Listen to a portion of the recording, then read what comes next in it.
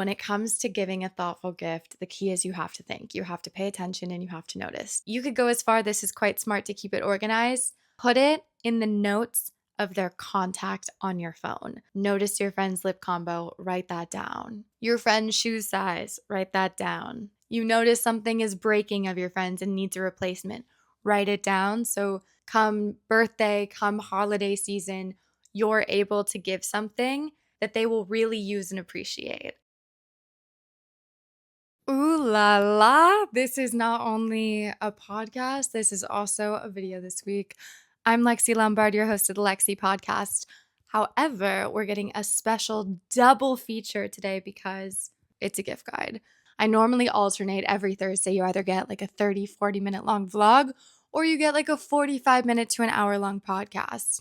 Today, the gift guide was going to be the episode, but there are visual elements. I want to be able to hold up the thing and say, get this. This is what it looks like. I'm okay with words, so I think I can describe it quite clearly, but in case you would like a visual, I'm offering it. And to my YouTube subscribers or anyone who found this on the suggested page, I'm really good at giving gifts. Why? Because I'm the daughter of a renowned gift giver. I am Sandy Lombard's daughter, world champion gift giver.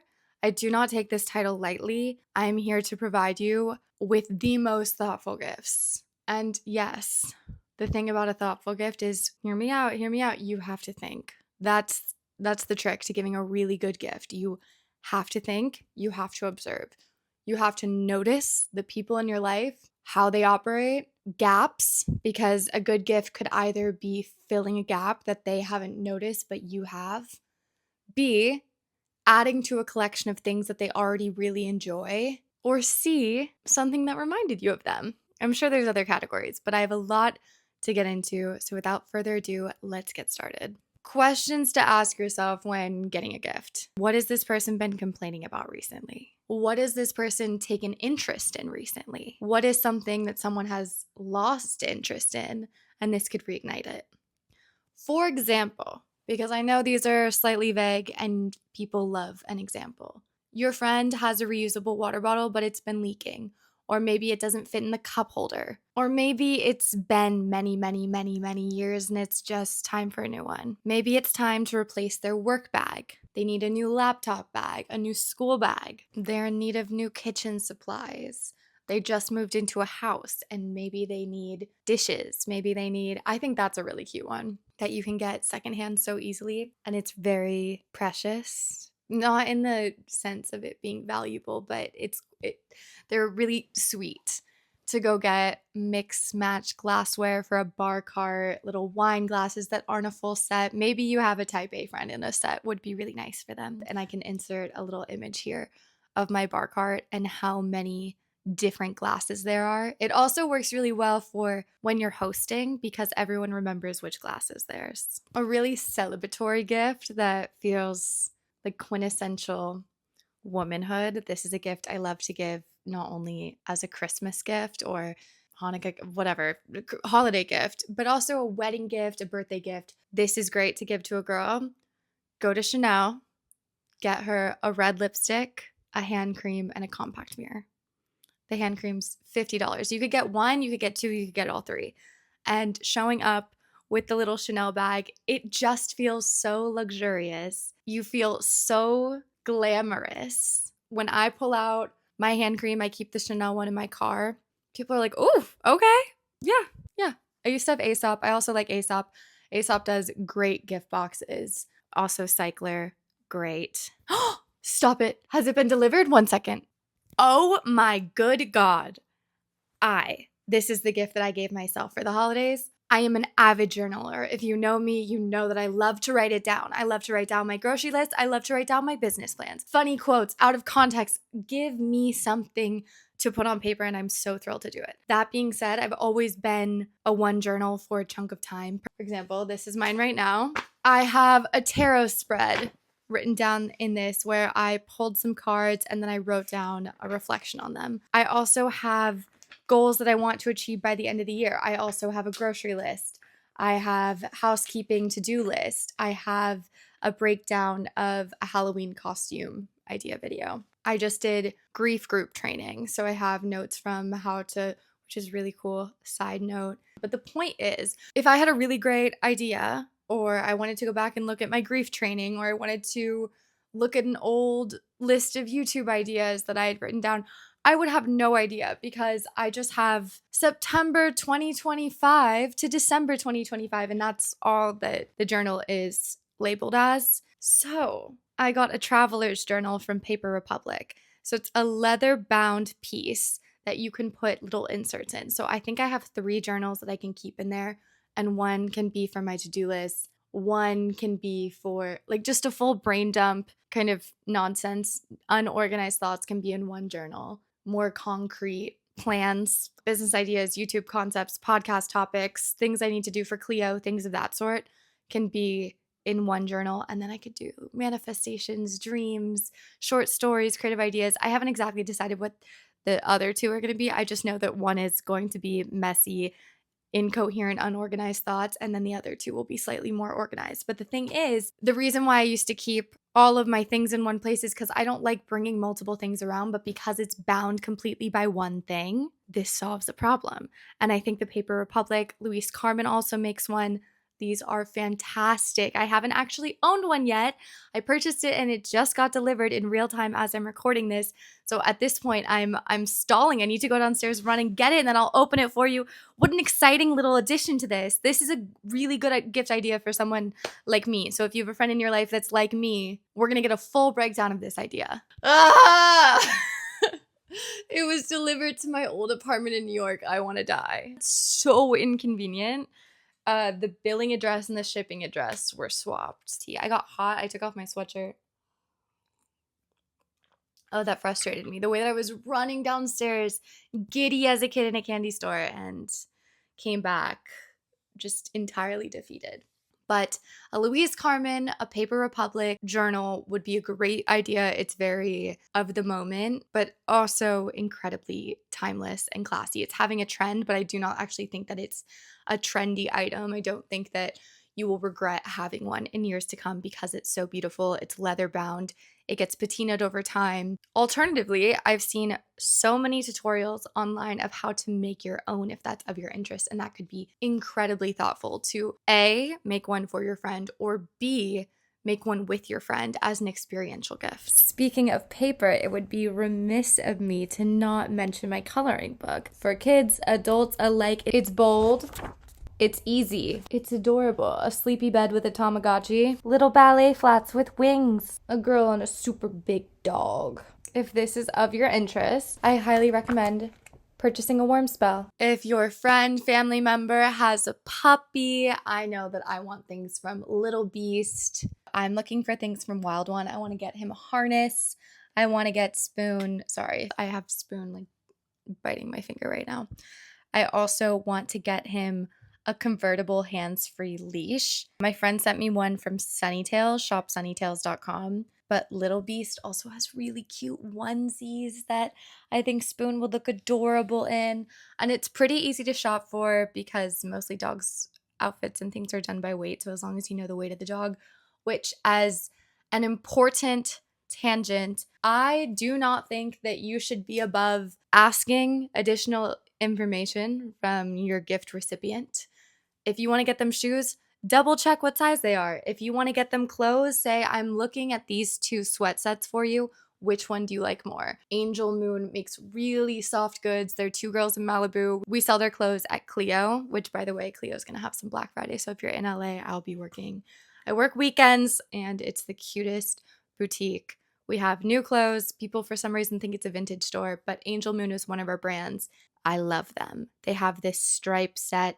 Long sleeve shirt, gray and white stripe, capris, really flattering on the butt, snatching, and incredibly soft material. But to my point, I want to get the stripe set for my cousin Morgan, but I want her to look online and double check that that's the set that she wants from Angel Moon. I sent her my Morgan's like my sister.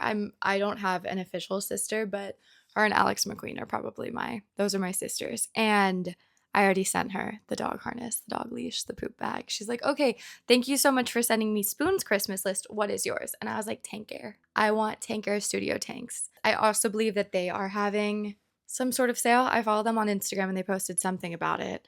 I'm a bad influencer. I feel like there's other influencers making their gift guides that are like, make sure that you go to Tank Air on the 26th because they are giving 15% off site wide. I don't have it for you like that. I am who I am. Maybe I'm not going the extra mile in that sense, but you could so easily get that information yourself. I will say that I do have that information for the next gift, but I want studio tanks from Tank Air. They also have halter tanks.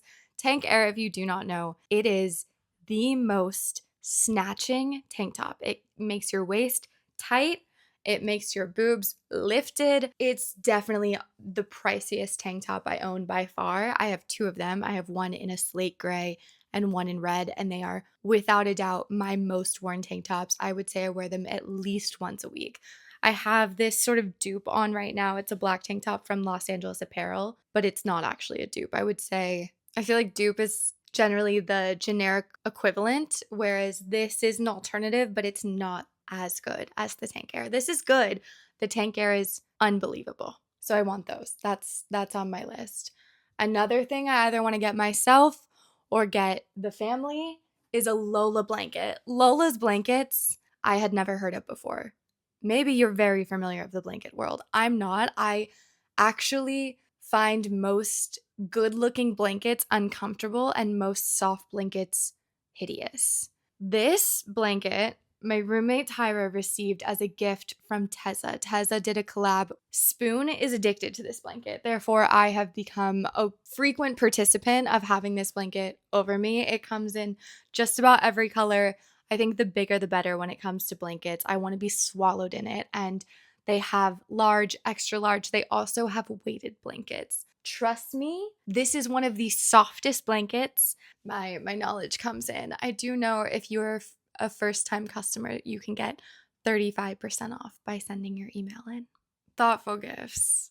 If you haven't gathered yet, this gift guide is less about specific items that I think you should get. Yes, I'm mentioning some, but the purpose of this episode is much more to get your gears turning. I want the wheels moving and you to start paying attention to be like, oh, mom loves making Canyon coffee. How cute would it be if I got her a 3-month subscription or like a 6-month subscription that every 2 months she gets a bag of Canyon beans sent to her, blue bottle, whatever. That is really thoughtful because she's getting it anyway. And every time it arrives, she'll be like, oh, so cute. Oh, my kid's so sweet. Or husband, I don't know who's watching this. You can give these ideas to other people as well. You know, say, Dad, have you noticed the beans that mom uses for coffee? What if you just show up with them or you could get a big box yourself and then keep them a little squared away. And every time you notice it's getting down there, the beans are emptying. Why am I making this so complicated? You know, you can surprise her and be like, look, new batch ready to go. So cute.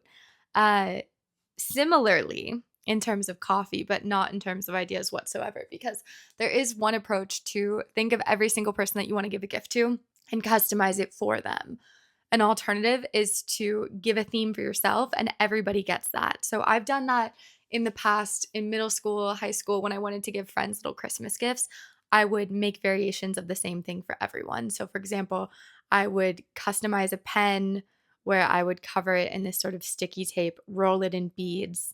I'd probably do something different now because that was very juvenile looking, but sweet nonetheless. And then a notebook for everyone. And I would decorate the notebook with their name on it, write them a little letter in the first page. But another example I saw of this is Robert Giggs on Instagram. He just got this big box of mugs from an estate sale, and they're these kooky little mugs, and I think that's adorable. He said, this is what everybody's getting for Christmas from me. And that's adorable for him to give out gifts to his friends and family, and they all open it up, and they all get a mug, and they're all a little kooky, and they're all a little different, and maybe they're all a little vintage. I think that's sweet, and you don't need to spend so much money. I think the most money spent is the parent to child gift. Maybe that's because I was a spoiled brat only child and my mom was the biggest consumer. Like, oh, anti-consumerism, not this woman. She also shopped all year long. She would keep things in her closet and store them until it was Christmas time. I'm not kidding. This woman was getting me stocking stuffers February before the Christmas. Summer, we'd be on a vacation. She's like, getting this, hiding this in my purse. I'm going to hide this in my closet later. Lexi will see this come December. And then any shopping that we did the months of November and December, if it was really cute, she's like, okay, early Christmas gift. And I could just have it early. I miss her. Oh, the best. That was, and then I have to give some defense because I do have these stalking videos that we would make still up on YouTube. And I was such a brat to her. And the thing is, it was coming from the place of understanding the amount of excess in the world and not wanting to contribute and being disgusted of seeing someone give me all these things because they would eventually end up in a landfill. And I was disgusted by that, but I took out my disgust on her, and it's guilt that I live with. And it's something I'm trying to get over, to be like, it wasn't her. I know you made it personal on her, but you were trying to fight the man, and instead you were fighting your mom, and that's not what you meant to do. It was a mistake. You didn't mean to do that. So I live with that guilt. Not to just fully take you to confession real quick, but my mom would shop all year for her stocking stuffers. This is also a very cute idea, if I do say so myself. If your friend has a go-to lip combo or they like lip products, I'm sure that their go-to doesn't exist. They probably only have one of them. So if you duplicate it and wrap it up and say, this one's for your night out bag, this one's for your work bag, this one's for your bathroom. How sweet is that? The answer is so, so, so sweet. My philosophy is you can take something really simple, something like a lip combo is nice, but then to give it the extra thoughtful mile is to wrap it and leave a note that says, this one's for your night out bag, this one's for your bathroom. If you do want to do a trinket, let's say you're an artist, which, my God, use your ability. If you can draw, if you can paint, if you can make something visually beautiful, make it for them. Any of my friends that can draw, any of my friends that can make art, make jewelry, to get a piece of jewelry made by my friend would mean so much more than them just trying to, them to give me my lip combo. If they have that ability, that's what I would prefer. And I did for some friends, I made them into magnets. For example, I made one of my friends into a butterfly, and similar, where it has something cute and it feels a little trinkety, but because it's a magnet, it sticks somewhere and you don't have to worry about finding a place to put it. It's just displayed. I've always had a scrapbook fridge. My fridge is covered with photos, memories, tickets. That's my scrapbook. It's all over the fridge. And so magnets are my little version of getting a keychain when I go travel. So I like making friends magnets. My friend made me a magnet and I never forgot about it because I thought that's so smart. Instead of giving me a little picture, put the picture on a piece of wood on a magnet. Clever, clever. Another approach to gift giving, especially if you're someone who is going to forget, you're the type that wants to send someone something and then it gets to the end of the year and Christmas comes around. You're like, I'm so sorry, it's coming later. Like, no, it's in the mail. You come up with some lie to be like, it's on its way. And then you hope that they forget about it or you give it to them later. Order it now. Have it be delivered beginning of December. Who cares? It's so much better to just give a gift early than never give it at all. My aunt, Morgan's mom, is a practical woman, okay? She knew I needed new pots and pans. What gets delivered to me the last week of November? New pots and pans. Was it wrapped up in a pretty bow on December 25th? No. Did they get used any less because of that? Absolutely not. They were delivered to my home, especially if your family doesn't live near each other. Don't feel the need to wait till the 25th, pack them in your suitcase, worry about giving people the physical wrap gifts. Yes, that's amazing. If you are traveling, maybe save a couple things that you could get once you're home to wrap up so people can have the gift opening experience. But by and large, since my family's all across the country, they're all on the East Coast, I do not need to be opening up anything that's suddenly cumbersome and I have to worry about getting it on a flight and getting it back to California. Having it delivered here, worlds better. Wrapping paper, I love it. Thank you so much. I had so many years of my life opening it up. Maybe one day I'll be back on the East Coast and we can do that all over again. But for now, You can ship it to me. I don't care what box it arrives in. The gift is the gift, and that is what counts. And thank you so much. And I'm so happy that I don't need to figure out how to travel by air with it. As I said, when it comes to giving a thoughtful gift, the key is you have to think, you have to pay attention, and you have to notice. Take notes, pay attention, do this all year. You could go as far, this is quite smart to keep it organized. Put it in the notes of their contact on your phone. My friend does this for food allergies because she's a big host. So when she's having people over, she'll just skim their contact and say, oh, this person doesn't eat dairy. Oh, this person's allergic to shellfish before she goes shopping to host her parties. And I think that's so thoughtful and also helpful for yourself in the long run. So do the same thing. If you notice your friend's lip combo, write that down. You notice your friend's shoe size, write that down. You notice something is breaking of your friends and needs a replacement, write it down. So come birthday, come holiday season, you're able to give something that they will really use and appreciate. And I hope that this episode gave you some ideas. I hope it got the wheels turning, the gears moving. And if you have any additional questions, let me know. I'm happy to aid. I also asked on TikTok for people to give specific scenarios of gifts that they need help for, and I'm going to be responding to those as videos on TikTok. So if you want specifics for you, I'm doing that over there. I also want to discuss more about my grief circle that I plan on doing, as well as just some personal housekeeping life updates. I want to talk about that on the Patreon. For those that don't know, I always do ad free extended episodes of the podcast on Patreon. So if you're interested in that, that will begin now. You can go on Spotify and they'll have it right above this episode. For everyone else, though, I'll see you next time. And I'll see you on YouTube next week and on the pod in 2 weeks. I love you all. Thanks for listening. Thanks for watching. XOXO, Lexi.